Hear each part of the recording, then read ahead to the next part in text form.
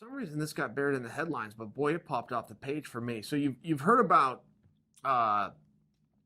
UFC wanting to get involved in boxing, and it made so much sense. And Dana's the one that started this, and he says, I'm going to do it. And he was going around and apparently was in talks with Anthony Joshua at one point. He went and visited the gym of Mikey Garcia. He came out and said, we're going to do this. He started wearing some Zuffa boxing t-shirts, helped to co-promote Floyd and Conor. Comes from that boxing background. So that was pretty easy to believe, particularly when Scott Coker's in the kickboxing realm. So that one's kind of taken. Okay, great. UFC's going to get in boxing. But then it didn't really go anywhere. And Dana told us that. He goes, man, we've run into more conflicts with this thing, getting this thing up off the ground. He never said what those were, but he was very open to say, yeah, I'm running into some struggles I didn't see we're going to be here. So here's the headline that popped off the page for me, is it said that the UFC is potentially going to buy Top Rank Boxing.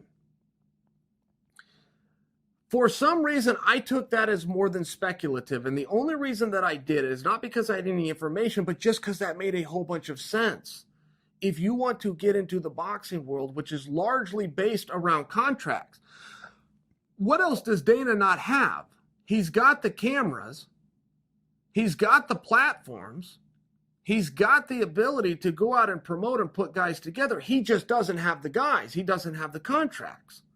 So if he was to go in and buy Top Rank, regardless of whatever relationship and relationship problems he has had with Bob Arum, that would sure get his foot in the door, and that would sure solve that piece of the puzzle. It's exactly what WMEING did. They just did it to a company called Zuffa. So I tend to believe it. I tend to look at that and go, I can see this. HBO just jumped out of the boxing business. Bob Arum has said that in a short period of time, Showtime is going to be out of the boxing business. So that isn't going to hurt boxing because ESPN has stepped in, Fox has stepped in, and DAZN has stepped in. So they still have the platforms. In fact, I haven't seen more boxing in my entire lifetime. I have not seen more opportunity for boxers and more things to witness for boxing fans than right here in 2018.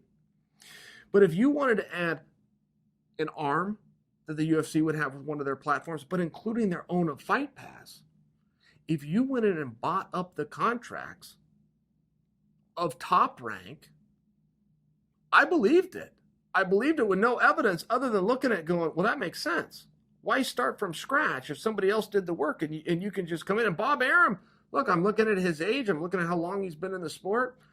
I don't have the same problem with Bob Arum as some people do. I tend to enjoy his work and enjoy the stable that he's built up. But at some point, a guy's had enough. And if Showtime's going to step out, it would make sense that maybe Bob does too.